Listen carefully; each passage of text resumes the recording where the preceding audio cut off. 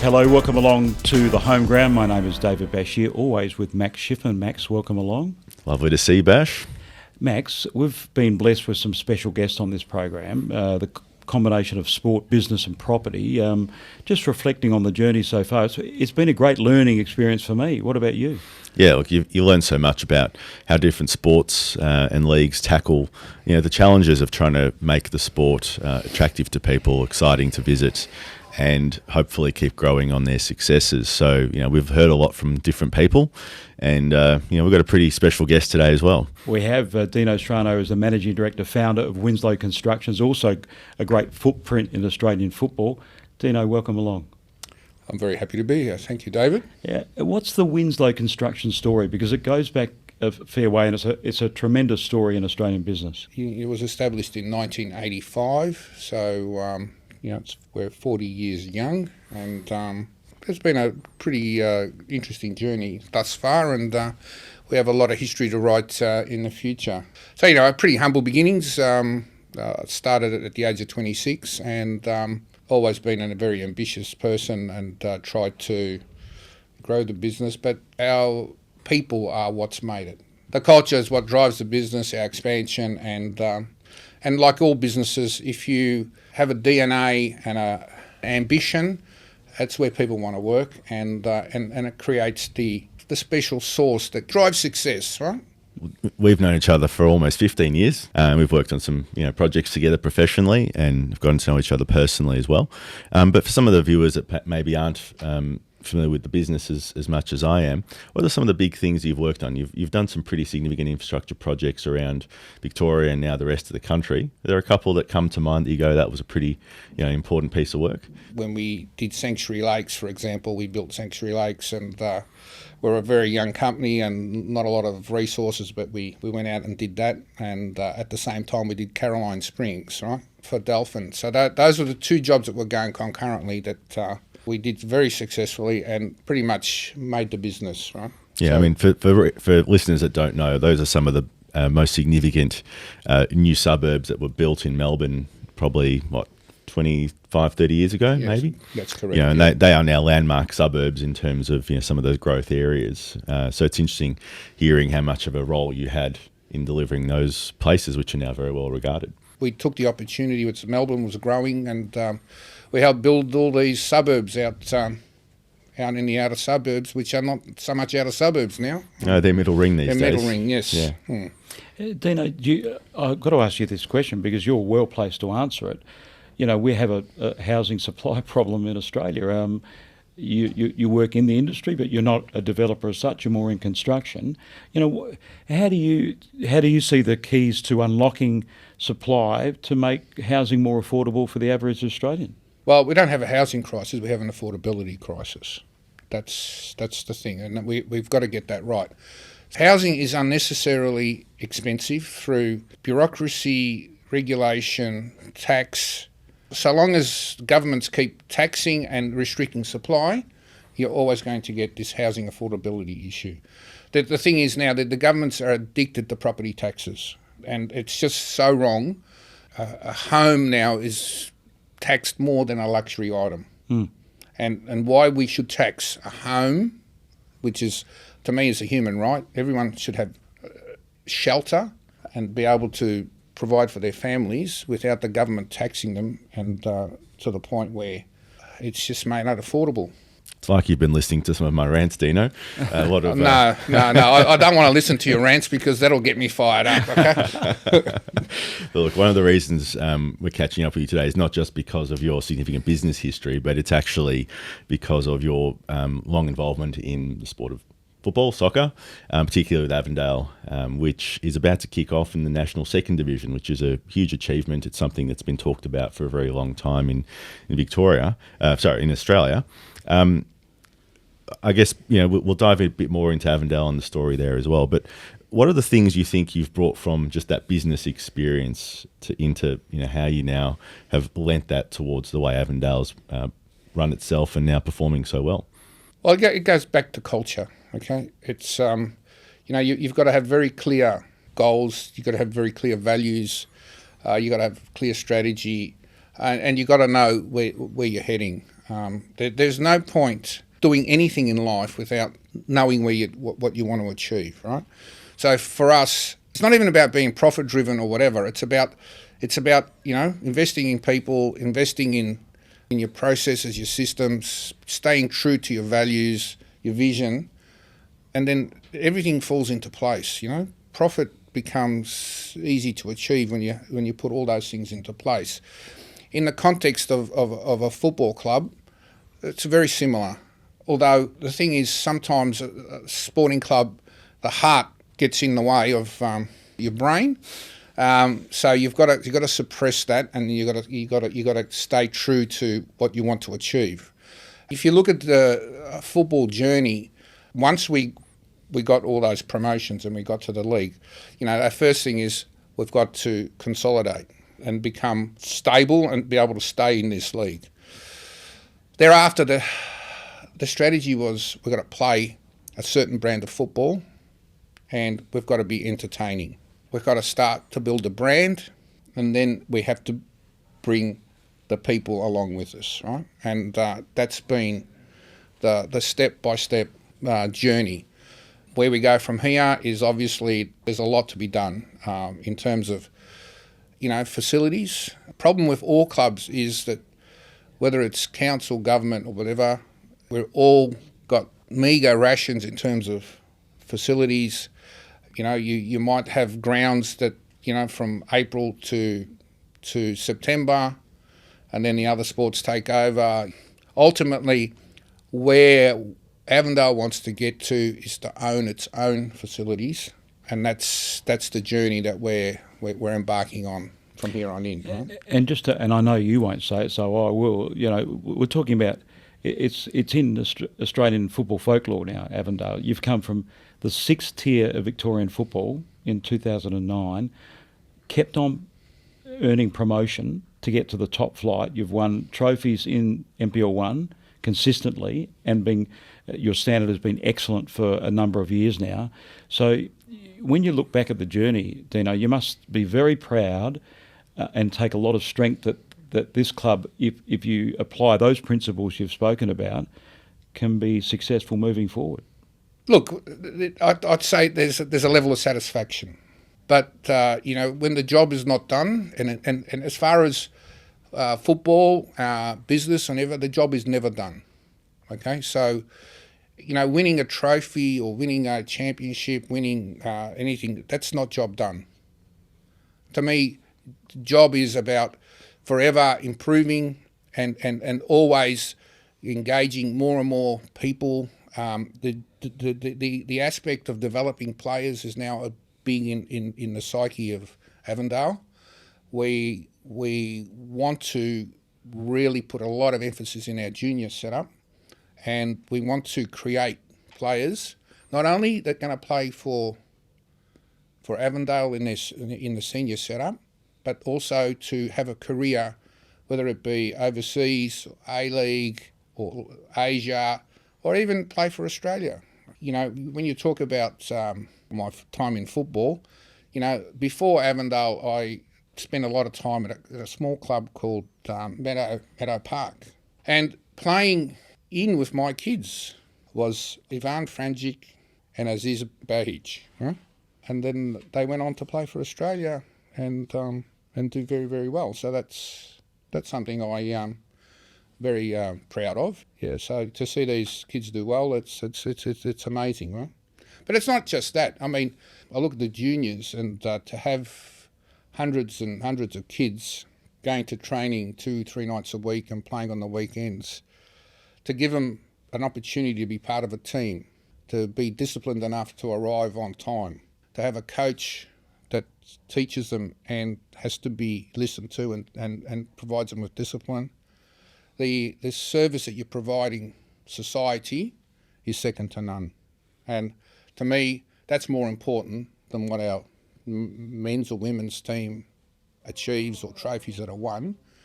Again, it gets back to, if you get the fundamentals right, and everything else follows, right? You touched on it before. There's the importance of having those local community facilities, right? And I know that Avondale moved from Bulla previously to Parkville now. Mm-hmm. what was behind that move, and how important was it to move to the new facility, and what have you got in store for it? Yeah, so it goes back to the council. Once we got all these promotions, rather than applauding and saying how good is this, right? The council says your requirements now at NPL, whether it be fencing, security, this, that. They said, well, you've become a semi-professional club, and there's no room for us for you in this municipality. Don't tell me red tape got in the way. There wasn't even red tape. They just anti the round ball game, right? Yeah. Okay. So we were told that we could no longer host any games in Doyle Street.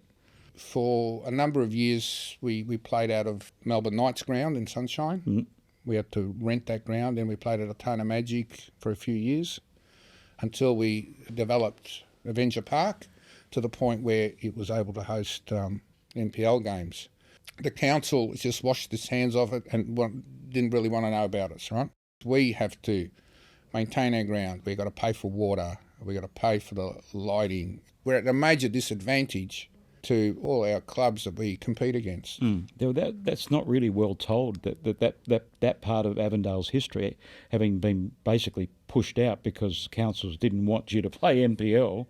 That's really interesting. But Avenger Park, on what I've seen, is a great facility in the bare bones. What is the plan for the future? Max sort of touched on it, but have you got lights coming in, the capacity of fans to go there with the championship now you're a part of? What's the grand plans there, Dino? We've got a permit to put up lights. We've got permits to extend grandstands from a boutique sort of stadium. We want to be able to eventually seat something like 1,500 people and have a capacity of, maybe 4,000 people, which would make it a nice boutique little stadium.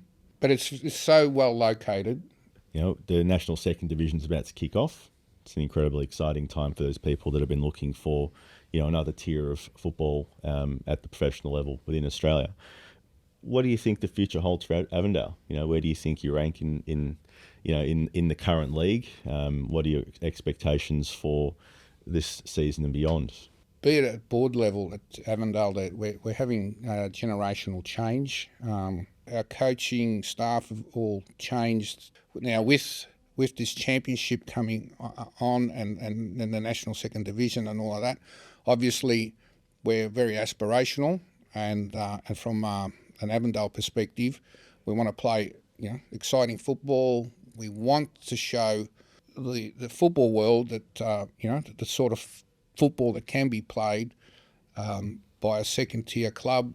So to us, it's all about doing the very best we can and hopefully be very successful at in any competition we play in Australia. Well, these are important times because that gap is now really reduced, and NPL, the top NPL clubs around all states, have a chance to show themselves on the national stage. But I suppose it lends itself to the question about football generally in Australia, Dino, and the connection between property, business and sport.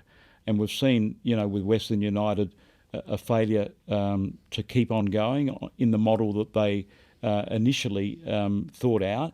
I'm not asking you a controversial question. I'm just asking you a general question about why do you think that failed, and is there still a place for a property play in sports, in the structure of football in this country?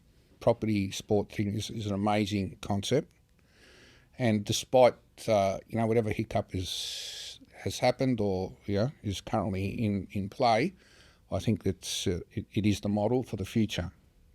Okay, the model for the future, but obviously things went wrong with the way they implemented that version of the model. So from an outsider looking in, what lessons can we take? It will work. There's no doubt about it. Right now, I'm not close enough to be able to tell you what went wrong, but the model itself, I think, is something that I'm keen to explore into the future, and it's something that I think can make a big difference to football. Huh? You're talking in general terms about that mix between private ownership, local government support, sporting infrastructure, and a fan base. Is that the model that you think can work in Australia? Yes, I do. You got to have a mixture of private ownership, community club, government, private money. There has to be a moment where all stakeholders come together for the benefit of the community. Okay, and sport is very important. It's if you look at the Australian social fabric, without it, we're a lot poorer. Do you think the championship will show Australian sports fans, football fans in particular, and maybe head office, the FA, how connected clubs like Avondale, like Preston, like South Melbourne, all these traditional clubs, or I know Avondale's not a traditional club in that sense, but it's tapped into a real, spiritual base, that the value of connection between club and fans. Do you think that's what the championship will show Australian football? It's going to excite people and it's going to bring people out. So, yes, is it going to connect with the community? I think so. I think there's a lot of people that have sort of stood in the background or watched from afar that are going to come out and at least watch it on TV, come to the games. So I think it's a hugely positive moment in football. I'm commentating on it, so I'm really looking forward to broadcasting. I think SBS are committed to telling the stories of all these clubs and their background, their struggles, their successes. I think there's a lot of untold stories in Australian football, so can't wait. There's certainly time for a bit of a reset as well in the story, because A-League's had some challenges the last few years, and from my perspective, the Australian Championship brings back the chance to have another crack at sort of building the audience and almost rebuilding the professional level of the sport. Oh, look, I agree. And look, the other comment I'd like to make is the ability for sponsors to come on board and have national exposure has been great. And, we've pretty much had no trouble getting the sponsors on board. And thanks to them, because they really make it all possible. Yeah, well, again, it's testament to the strength of the Avondale brand, but also the opportunity that it presents to showcase what it does for the rest of the country. Yes, and look, one of your primary stakeholders is all your supporters, your sponsors, and all of those sorts of things. And from an Avondale perspective, we're going to put a lot of time and effort into doing a better job with that as well.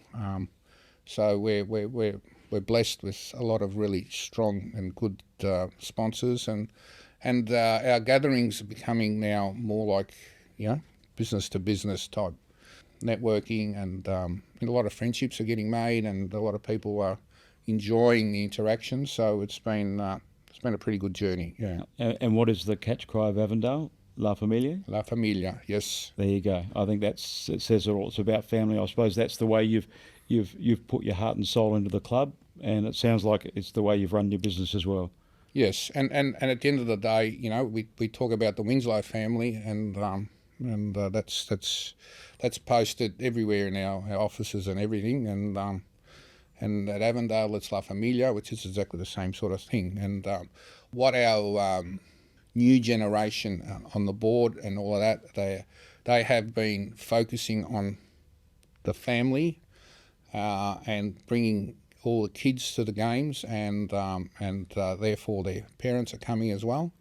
And that's been a major change this year as to the amount of kids that are coming to the games, and having their some of our team as their heroes, right? And wearing their jumpers and wearing the merchandise, which really makes me really happy to see that. And a credit to the new committee and Stephen, who's the president now, and doing a fantastic job. Yeah. Absolutely. Well, I expect you to see you at Avenger Park, Max. Yeah, I'll be getting out there and supporting 100%. It's been amazing to talk to you, Dino, and we'll be looking forward to seeing how well Avondale perform this year. I'm sure it'll be an amazing kickoff. One season, one championship does not tell the story.